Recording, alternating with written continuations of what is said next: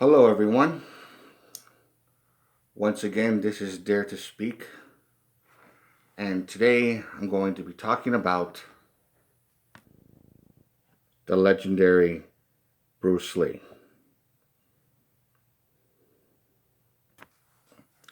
What I wanted to cover or talk about in this actual subject concerning Bruce Lee, for those of you who may or may not know,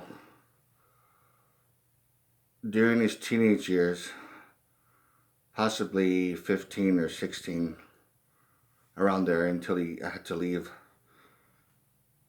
in 1959 when he was 18. Bruce Lee was actually in a gang. He was in a street gang or his own little clique, if you would say. And of course, from what I understand, if um, if my research is correct, that the leader of this gang, which is known as the Tigers of Junction Street, and the leader was William Chung, Bruce Lee's classmate, when both of them studied under Ip Man. And at that time, they were pretty much around the same age. At that time, William Chung was pretty much the number one badass, and Bruce Lee was second during that time. And this was like way before he even surpassed his level. Many years later, but they got into fights with other rival gangs, Triads, even other schools,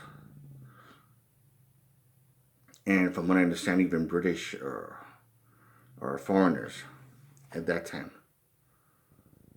And when Bruce Lee was getting into so many fights and he was getting into trouble and stuff like that, one guy that I spoke to, of course, there's no way I could actually prove it, but he said that he knew Bruce Lee when he was a teenager before he even got. I mean, as when he was a teenager before he even got famous, way before he got famous, during the 1950s, and he said that Bruce Lee was a punk. He was a very cocky, arrogant, likes to impress the ladies. I mean, he was an okay guy, a very good actor, he said, but he was a punk. And I would have to kind of agree with him in a sense.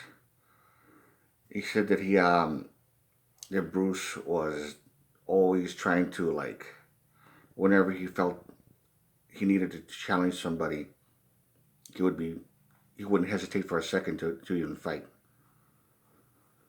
And I guess he wanted to, like, test out his Wing Chun, his Wing Chun Kung Fu kind of thing, and do his stuff. And a lot of the fights he got into, especially guys that were bigger than him, he would basically evade their punches. He would move to the side and he would use one of those Wing Chun low kicks to the shin of his opponents. One good kick or would cause his opponents to fall down to the ground, and then he would just get on top and just like pound on them. And then there was one part when he was attending St. Francis Xavier Catholic school, high school, where he joined up in the boxing team because the coach noticed he got into a lot of fights. And to get him out of trouble, he pretty much enrolled him into a boxing club, or boxing team actually, fighting for the school.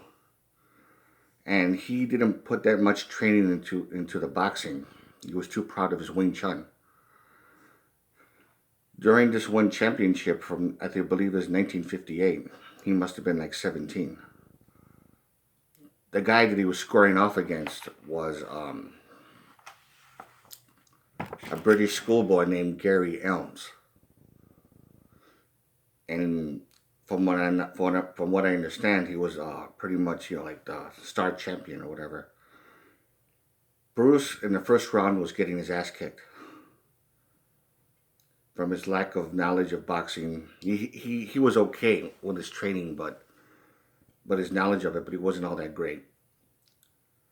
And then Gerry Elms was just pretty much pounding on him in the first round, kicking his ass. Bruce wanted to do something about it when round 2 came up, so he decided to use Wing Chun against boxing. And during that time, they were using like 8-ounce gloves, not real big ones like the 12-ounce or 14-ounce or whatever that they use right now. Back then, they were using like 8-ounce gloves, and Bruce would use his Wing Chun blocks using a little bit of the bong sao and then lap sao, doing a back fist punch, and then he would trap and tangle his opponent's arms. Gerry Elms got his arms slammed into him and even tangled, or as Bruce Lee was just like attacking him and hitting him at the same time. And then he came with a flurry of centerline punches or chain punches. I don't know how to pronounce it in Chinese, but chim choi or something like that. I forgive me if I'm not saying it correctly. But he was like someone continuing with a flurry of centerline punches. And then whenever he would try, Gerry Elms would try to extend out his arms, he would trap it, he would block it, and then he would just tangle his arms again, and then back fist punch, and then continue with the centerline punches until he eventually knocked him out. Either in the second round or the third round, I'm not really sure. And then he won for the St. Francis Xavier boxing team.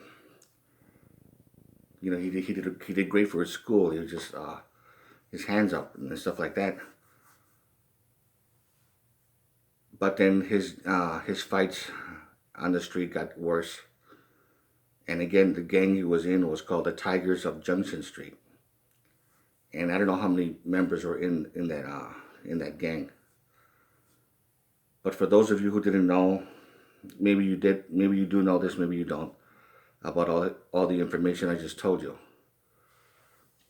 That's pretty much what happened. Again, if you have any questions or comments, if you want to, drop a comment or whatever,